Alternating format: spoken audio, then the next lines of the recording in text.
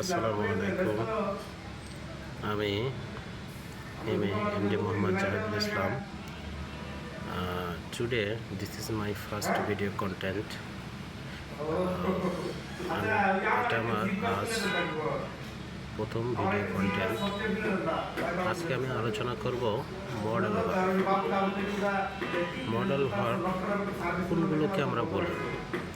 সাধারণত modal verb অনেকগুলো আছে এবং একটি মডেল ভার্ব এককভাবে ব্যবহার হয় এবং সেন্টেন্স তৈরি করতে সাহায্য করে।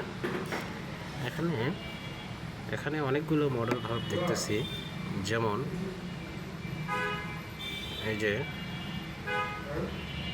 এটা can, could, may, might, shall, should, will, would, must, dare, use two,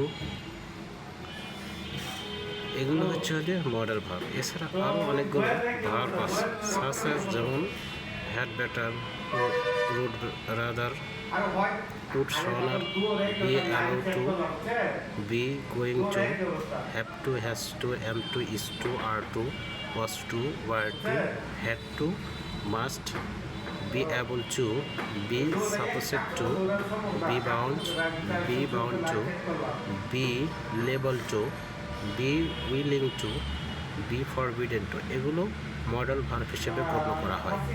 আজকে আমরা আলোচনা করব am is are, am to, is to, are to এর মানে বাংলাতেও হয় এবং এগুলো পর ভার্বের বেস ফর্ম বসে। মডেল ভার্বের পর ভার্বের বেস ফর্ম বসে। Such example, he is to do the same, সে তাকে অঙ্কটি করতে হয়। 2 নম্বর, I have to come everyday, আমাকে প্রতিদিন আসতে হয়।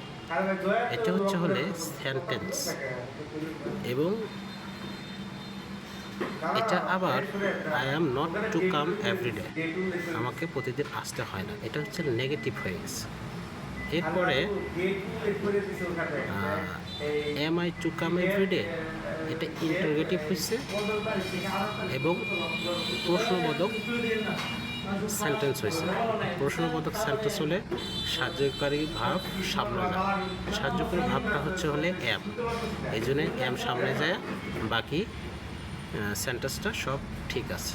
এরপর হলে am I not to come everyday, এটা ইন্টারোগেটিভ হয়েছে এবং নেগেটিভ হয়েছে।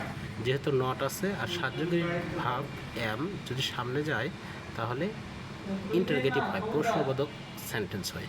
তাহলে আমার এটা ইন্টারোগেটিভ সেন্টেন্সও হয়েছে এবং নেগেটিভ সেন্টেন্সও হয়েছে। এরপরে 6 নম্বর হলে I am to wake up everyday morning, আমাকে প্রতিদিন সকালে উঠতে হয়।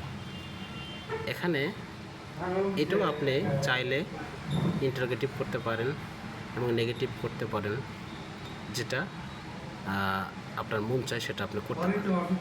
এরপর 7 নম্বর হলে Rahim is to the work every Sunday, রহিমকে প্রতি রবিবার কাজে যেতে হয়, কাজ করতে হয়।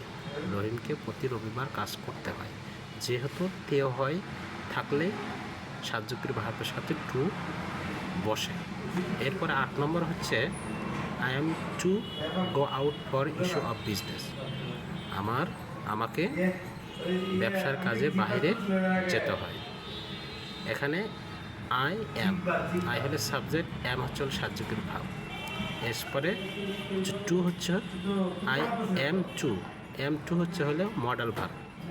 গো out for issue of business, আমাকে ব্যবসার কাজে বাইরে যেতে হয়। তো আজকে আমরা এই পর্যন্ত আলোচনা করলাম। নেক্সট ডে আমরা আলোচনা করব এখানে যতগুলো মডেল অবজেক্টিভ ভার্ব আছে প্রত্যেকটি একদিন করে আলোচনা করব, যাতে করে সবাই উপকৃত হতে পারে এবং বেসিক ইংলিশ ভালোভাবে বলতে গেলে এবং শিখতে গেলে অবশ্যই মডেল ভার্বের ব্যবহার জানতে হবে। এবং আমি নিজেও অনেকদিন হলে ইংরেজি প্র্যাকটিস করি না, প্রায় 5-6 বছর হলে আমি নিজেও অনেক দুর্বল হয়ে গেছে। আমার এই ভিডিওটা করার মূল লক্ষ্য হলে আমার নিজেরও প্র্যাকটিস হইল এবং এই ভিডিওটা দেখে অন্যরাও অনেক উপকৃত হলো। এটি হচ্ছে মূল কারণ। Thank you so much. I hope everybody watching my video content. Thank you. Assalamu alaikum.